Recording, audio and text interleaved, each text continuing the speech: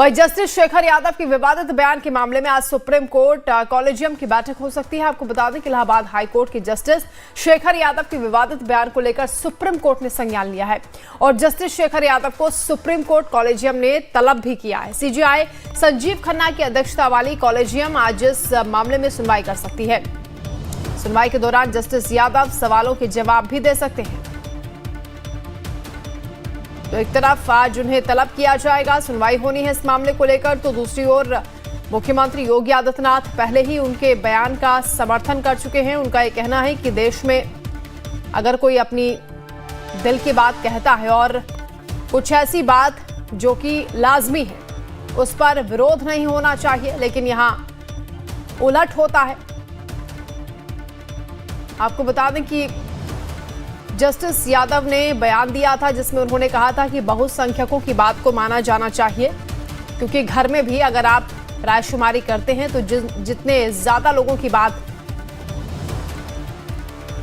सामने आती है उसे ही माना जाता है। इसलिए बहुसंख्यकों की ओर से अगर कोई बात कही जा रही है तो उस पर अमल होना चाहिए। इसी बात को लेकर विवाद बढ़ गया है। तो पूरा मामला क्या है आपको बता देते हैं। समान नागरिक संहिता को लेकर इलाहाबाद हाईकोर्ट के जज जस्टिस शेखर यादव के बयान पर बात और बढ़ गई है। एक तरफ जस्टिस शेखर यादव के खिलाफ विपक्षी सांसदों ने राज्यसभा में महाभियोग लाने का नोटिस दिया है, तो वहीं सुप्रीम कोर्ट कॉलेजियम ने उन्हें तलब किया है। दूसरी ओर जस्टिस शेखर यादव के बयान का यूपी के सीएम योगी आदित्यनाथ ने समर्थन किया और योगी ने सवाल उठाया कि जब दुनिया के देश बहुसंख्यक की भावना के हिसाब से चलते हैं तो फिर भारत में बहुसंख्यक की बात करने पर उसे महाभियोग की धमकी क्यों दी जा रही है। सुनिए मुख्यमंत्री योगी आदित्यनाथ ने क्या कहा था। इलाहाबाद उच्च न्यायालय के एक माननीय न्यायमूर्ति ने एक बात कही। उन्होंने कहा समान नागरिक संहिता तो होनी चाहिए और दुनिया के अंदर तो बहुसंख्यक समाज की भावनाओं का सम्मान हर हाल में होती है।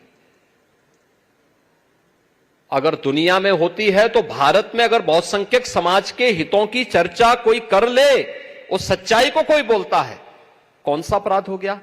आपने देखा होगा इन लोगों ने राज्यसभा में माननीय न्यायमूर्ति के खिलाफ भी महाभियोग की नोटिस दी है। ये है, और ये अपने को लोकतांत्रिक कहते हैं,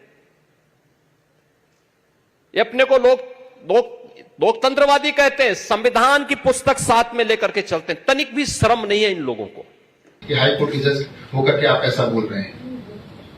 कानून तो भैया बहुत संख्यक से चलता है। परिवार में भी देखिए, समाज में भी देखिए, जहां पर अधिक लोग होंगे जो कहते हैं उसी को माना जाता है। जो कानून बिल है ये केवल और केवल उन पर्सनल लॉ में आई बुराइयां तक ही सीमित नहीं है। ये जब बुराइयां दूर होंगी तो निश्चित रूप से हमारा देश भी प्रगतिशील होगा। असल में रविवार को यानी 8 दिसंबर को जस्टिस शेखर यादव इलाहाबाद हाईकोर्ट के लाइब्रेरी हॉल में विश्व हिंदू परिषद के लीगल सेल की ओर से आयोजित एक कार्यक्रम में शामिल हुए। इस कार्यक्रम में वक्फ बोर्ड अधिनियम, धर्मांतरण कारण और निवारण को लेकर और समान नागरिक संहिता एक संवैधानिक अनिवार्यता जैसे विषयों पर अलग अलग लोगों ने अपनी राय रखी। इसी दौरान जस्टिस शेखर यादव ने समान नागरिक संहिता एक संवैधानिक अनिवार्यता विषय पर बोलते हुए ये कहा कि कानून तो बहुसंख्यक से ही चलता है। परिवार में भी आप देख लीजिए, समाज में देख लीजिए, जहां भी अधिक लोग होते हैं जो कहते हैं उसी को माना जाता है। इसके अलावा जस्टिस शेखर यादव ने कहा कि अगर देश में समान आचार संहिता लागू होती है तो इससे देश प्रगतिशील बनेगा। अगर ऐसा भाषण जज दे सकता है, वो भी हाईकोर्ट का जज, तो सवाल ये उठता है कि ऐसे लोग अपॉइंट कैसे होते हैं। सवाल ये भी उठता है कि ऐसे लोगों को हिम्मत कैसे होती है कि ऐसे बयान दें। सवाल ये भी उठता है कि पिछले 10 साल में ऐसा क्यों हो रहा है। आपको मालूम है, और ये बात सभी जानते हैं, कि कलकत्ता के जज भी कुर्सी पे बैठ के, हाई कोर्ट की कुर्सी पे बैठ के